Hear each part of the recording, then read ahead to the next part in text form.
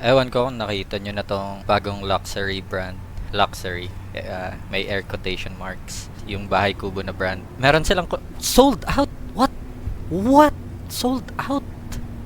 Bruh. Ayan. So, chinecheck ko yung website nila. Tapos, kasi gusto kong pag-usapan. Kaso, nakita ko, sold out yung The Bahay Collection na scrunchie.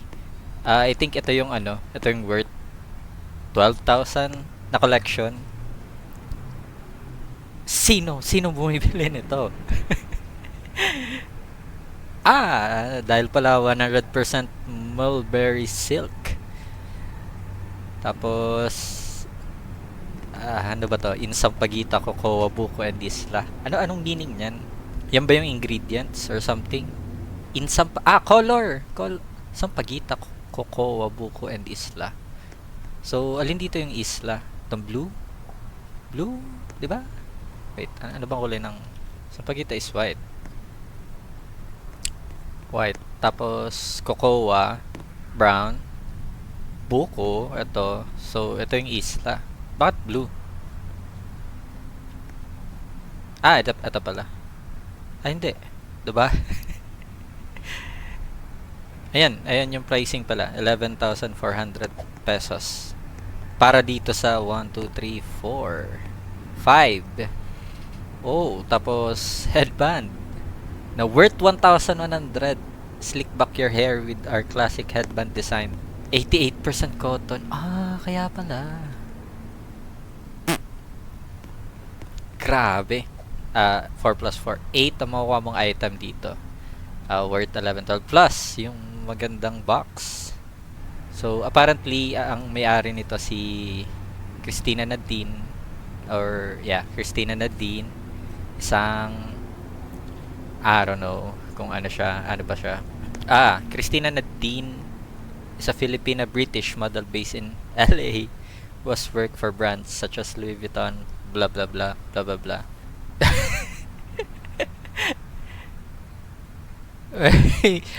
May mangga lang sa likod Pilipino na eh.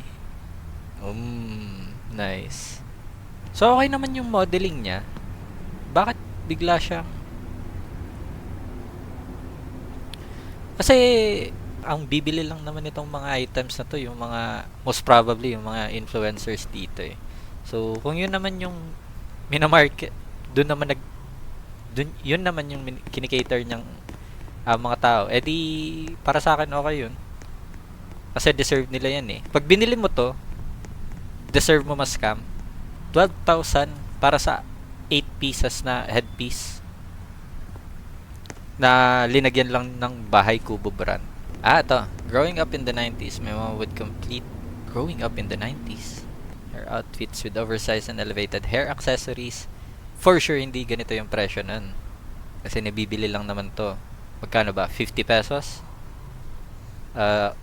Dun sa SM, di ko alam anong pangalan nun. Wait, hanapin ko. Ito.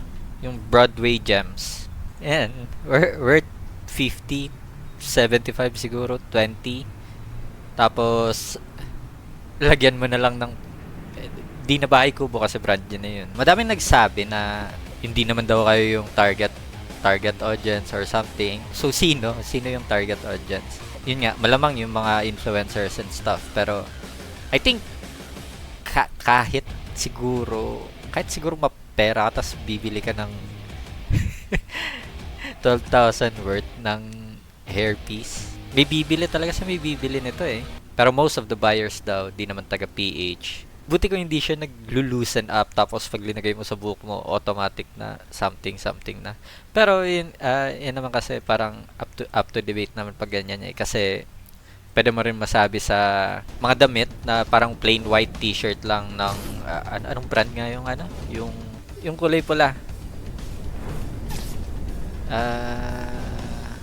Supreme brand. So parang ganoon lang ba, may white t-shirt lang sila, tapos hindi ko alam kung magkano yung presyo. Siguro 12,000 pesos din kada isa. Pero yun, may target naman talaga sila, target audience. Pero kung ma-market mo kasi siya dito, tapos lalagyan mo ng Filipino touch, tapos ibebenta siya as parang local Filipino brand, kahit hindi naman, pero yun yung intention niya. Parang the fuck. So yun. Ano lang, mini rant lang. Kung may bumili sa inyo, edi goods. Sana tumagal siya hanggang, di ko alam, 1 million years. Tapos di siya mag-loosen up gaya ng mga local brand na scrunchy na 50 pesos lang sa SM. So yan, sana worth the price din. Sana hindi kayo magsisi sa purchase nyo. Pero yan,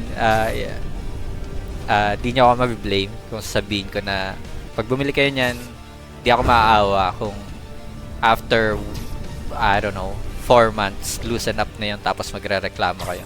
Kasi alam nyo yung pinasok niya eh. About dyan. I mean, kung full support naman, kung idol nyo talaga si Maring Christina, edi go.